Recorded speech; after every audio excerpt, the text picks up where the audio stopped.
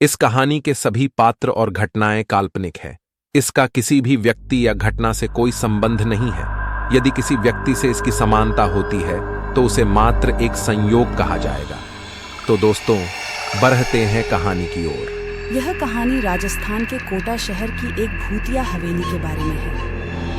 यह हवेली राजा महाराजा के समय में बनाई हुई थी, लेकिन पिछले 18 सालों से इस हवेली में आज तक कोई भी रहने के लिए नहीं आया है। इच्छा होने पर भी इस हवेली में कोई भी नहीं रह पा रहा था, क्योंकि लोगों का कहना था कि इस हवेली में भूत प्रेत का साया है। जब अजीत सिंह को इस हवेली के बारे में पता चला तो उसने तय किया कि वो इस रहस्य को जानकर ही रहेगा, क्यों लोग इस हवेली में नहीं रह पा रहे हैं। उसने मजबूत इच्छा शक्ति से हवेली में रहने की पूरी तैयारी कर ली। जब उसने हवेली के अंदर जाने के लिए पैर आगे बढ़ाए तो दरवाजे पे किसी अनजान व्यक्ति ने उसे रोक लिया और नजदीक जाके बोले, कौन हो आप और किधर जा रहे हो? अजीत सिंह ने जवाब देने के बजाय उसने सामने सवाल किया, जी आप कौन? मेरा नाम अर्जुन सिंह है और मैं यही पास में ही रहता हूँ। अजीत सिंह ने कहा, ओह अच्छा, मैंने सुना है कि यह एक भूतिया हवेली है और यहाँ कोई नहीं आ पाता है, इसलिए मैं इस हवेली में एक दिन रुकने का फैसला किया है। अर्जुन सिंह ने कहा, जी हाँ, आपने सही सुना है और आप भी अंदर मत जाइए, मेरी माने तो आप भी वापस लौट जाइए, यहाँ बहुत खतरा है। ये सुनकर अजीत सिंह खुश हो गया, जैसे उन्हें कोई लॉटरी लग गई हो। अर्जुन ने उसकी खुशी को देखकर बोला, आप क्यों खुश हो रहे हो? आपको तो भूत का नाम सुनकर डर लगना चाहिए। शायद आपको पता नहीं होगा कि मैं भूत प्रेत में काफी दिलचस्पी रखता हूँ। अगर इस हवेली में भूत है तो मैं अंदर जरूर जाऊंगा और सारी सच्चाई का पता भी लगाऊंगा।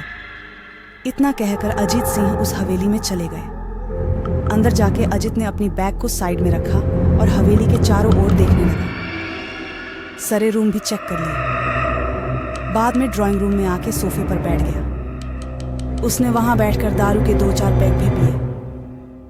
वहीं अचानक उस रूम में लाइट का एक बल्ब चालू बंद होने लगी, लेकिन अजीत ने उस पर ध्यान नहीं दिया।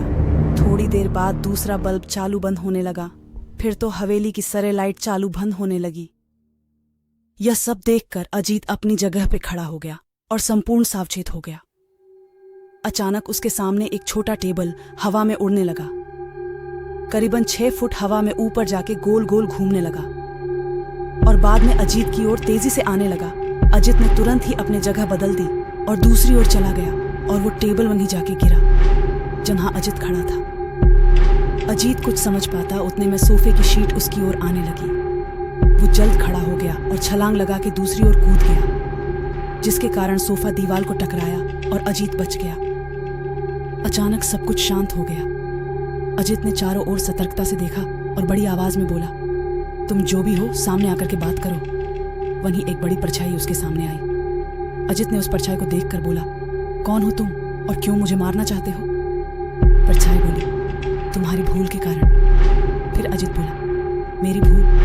मैंने कौन सी भूल की? परछाई बोली, इस हवेली में आने की भूल। मैं किसी को भी इस हवेली में खुश नहीं देख सकता। अजीत बोल, लेकिन क्यों? वो परछाई ने जवाब दिया, आज से 18 साल पहले इस हवेली के मालिक ने मुझे यहीं पे ही मार डाला था। मेरी कोई गलती भी नहीं थी।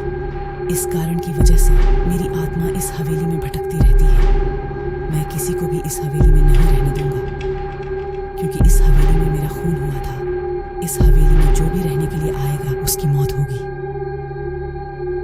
अजीत ने कहा, मैं तुम्हें अपने असली रूप में देखना चाहता हूं। तुम्हें मारने से पहले मैं तेरी यह इच्छा अवश्य पूरी करूंगा। और उस परछाई ने एक भयानक दरमियाना रूप ले लिया। उसका चेहरा इतना भयानक था कि अजीत भी एक क्षण के लिए डर गया था, लेकिन देसरी ही क्षण में उसने अपने आप पर काबू पा लिया। बाद में इसने अपनी जेब में से सफेद पाउडर निकाला और उस भूत के पर फेंक दिया। भूत के पर पाउडर पड़ते ही वो जलने लग गया। बड़ी बड़ी ज्वाला उठने लगी। वो बहुत जोर जोर से चिल्लाने लगा और बाद में पूरी तरह से जल गया। उसके बाद अजीत ने चैन से सांस लिया और वहीं पर सो गया। 2 दूसरे दिन सुबह जब अजीत को सही सलामत हवेली से बाहर आते देख, उसके परिवार वालों ने अर्जुन को आश्चर्य हुआ। अर्जुन ने अजित से पूछा, तुम कैसे जिंदा हो? जब अजीत ने अर्जुन को कल रात को घटी घटना को पूरी तरह से बताया और बोला, अब यह हवेली भूतिया हवेली नहीं रही। तो दोस्तों, आपको ये कहानी कैसी लगी प्लीज कमेंट में जरूर बताएं। मिलते हैं अगली वीडियो में, तब तक के लिए जय श्री राम।